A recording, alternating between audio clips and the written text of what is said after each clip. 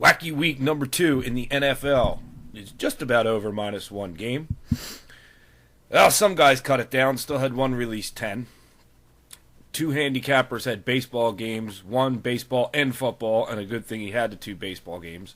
One handicapper goes 3-0, and only three handicappers have a winning day in the NFL.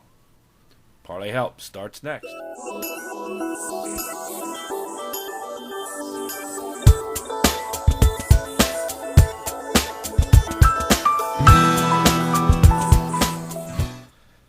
What a wacky week number 2, huh? Two handicappers games should not even count. Because, again, no game numbers. Is this on? Game numbers, please? Or the plays don't count?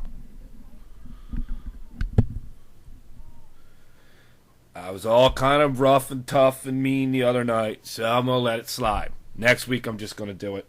Officially, what the hell? There's only one day left in the week. Interesting enough, looks like winner of the week might be wrapped up, depending on what happens. But, we will get to today's stuff in just a bit. Chat room seemed to do pretty well this morning. I left it up for the duration of the games. I'm not sure how long people were in there. I know if I leave it open, as long as someone stays in, chat is there. I also discovered the ban feature, which we did boot somebody out. It turns out it kicks them out 24 hours, so we're going to have to be more I'm going to have to be more careful with the ban situation. Nonetheless, Pain Insider has a 2-2 day and is going to give back 8 dimes. Rock Hard Picks is 2-3 and going to give back 36. Bobby Clark Sports is 2-4 and 2 pushes minus 1,600 in football. However, he did have 3 baseball plays.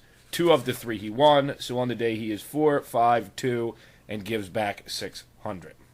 Basher had 1 play and hit it. It was nice to see him in the chat room. That is a 75 dime winner for him. NBS went off again, 10 games. Surprisingly went 7-3. So that's actually pretty good. Did a lot of halftime lines and almost hit every stinking one of them. Ended up on the day 7-3 plus $1,270. Pete James at Parlay Pete Sports, no baseball for him. Went 2-3 and is going to give back 7.5 dimes. Prideside Investments, 3-0 plus 300. I'm letting it slide. No game numbers. Game numbers. But you're good, because I'm being nice. Tony Diamond goes 1-3 and is going to give back 55 dimes. Top Shelf Chicago goes 2-1 and is going to give back 29 dimes. Ty Davis Sports Investor goes 2-2 and is going to give back 20. WTW Sports had 3 baseball plays. Again, no game numbers. But he's not in it for winner of the week, so it doesn't matter at this point. And I'm going to let the game numbers slide for one more day. Anyhow, and it'll be official next week. He ends up 1-2, going to give back 225 dimes. Somehow, some way, it looked like the Phillies game was actually on tonight. I don't know how they worked that deal out with ESPN, but nice job to the Phils for getting that accomplished. It's interesting on Saturday with the way Fox owns the baseball rights, and then Sunday TBS and ESPN own rights to certain times for certain games, but apparently for the right amount of financial compensation, things can be worked out.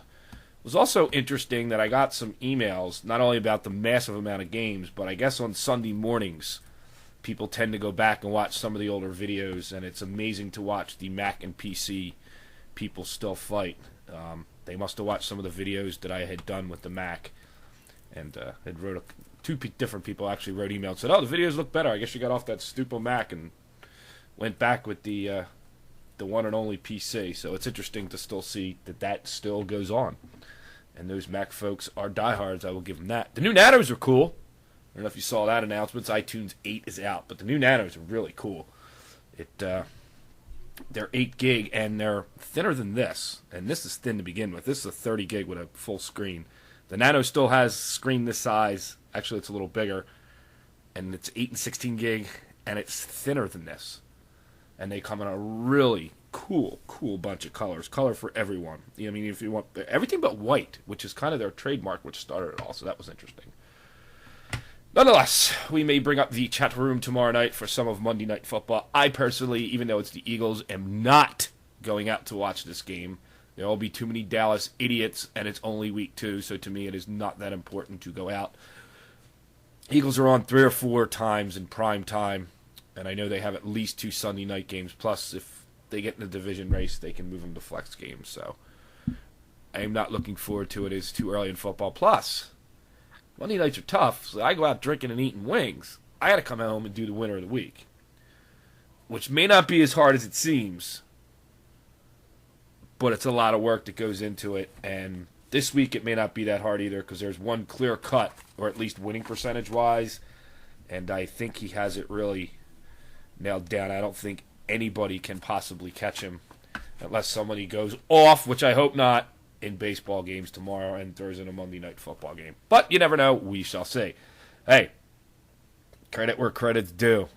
NBS, No Bullshit Sports, played 10 games and actually won 7. You'd think you go 7-3, though, you'd win more than 1,270, but that's the way the money management rolls, I guess. Well, week 2 is in the books. We only got 15 more of these to go before the playoffs start. And oh yeah, October baseball's like 3 weeks away. If you're a football-only guy, it's not too late to get in on baseball. We can work out if you want to do that. I do have 2 guys that are football-only. One has switched over. Actually, it was 3. One has switched over. Rock Hard Picks is now not only football, but baseball. So he will have plays for you guys throughout the playoffs, and I'm sure in the World Series. There's your report. One more day to winner of the week. Please, please, please. Game numbers, game numbers, game numbers. Oh, also credit to Bobby Clark Sports, who wrote an email when he released his plays with a nice write-up under each of them. And I especially liked it. One, I do like to read the write-ups that guys write. I like to get their perspective. But he did the games and the game numbers at the top, and then he wrote the game and his opinions on that game underneath. And actually very well written and very nice touch, because I could cut and paste what I needed. Then later, after I made my chart, I could go on and read it. So kudos to Bobby for doing that. It was a nice touch to your email. Some clients may not care. Some, I think, might. I like to read them once in a while. We are your sports betting internet community. Emails, info@parlayhelp.com. I'm still looking to read viewer emails daily. Come on, guys. Info@parlayhelp.com.